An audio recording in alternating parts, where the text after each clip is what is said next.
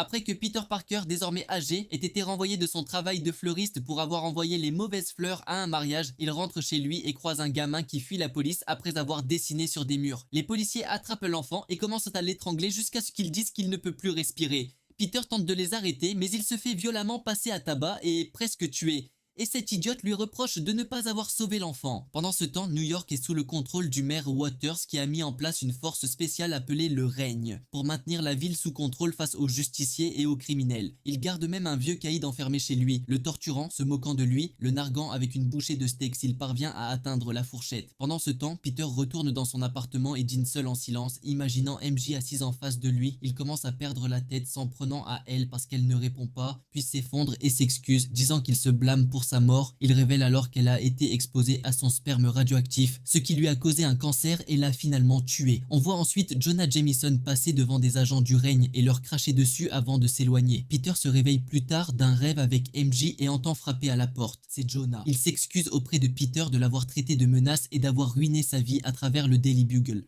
Il lui demande ensuite son aide pour faire tomber le maire Waters et les agents du règne, avant de lui remettre un paquet. Peter ne répond pas et lui claque la porte au nez. Il ouvre le paquet et y découvre son ancien appareil photo ainsi que le masque de Spider-Man. La vue de ces objets le bouleverse et il éclate en sanglots en se remémorant ses anciens jours. Pendant ce temps, un Jonah enragé déclenche une émeute dans les rues et fracasse la voiture d'un agent du règne. Mais ceux-ci se retournent rapidement contre lui et le passent à tabac alors qu'il hurle à Peter de venir le sauver. Il le supplie de l'aider tout en s'excusant pour tout ce qu'il lui a fait et les agents se moquent de lui en pensant qu'il s'excuse auprès d'eux. Soudain, un vieux Spider-Man en sous-vêtements fait son apparition et neutralise les agents un par un. En combattant, il se remémore sa famille et ses amis, à l'époque où il était le gentil Spider-Man du quartier. Une fois le combat terminé, Jonah s'excuse à nouveau et lui demande une dernière fois de faire équipe pour renverser le maire Waters et sauver la ville. Mais Peter lui répond en le frappant au visage avant de s'éloigner, le laissant en sang sur le sol.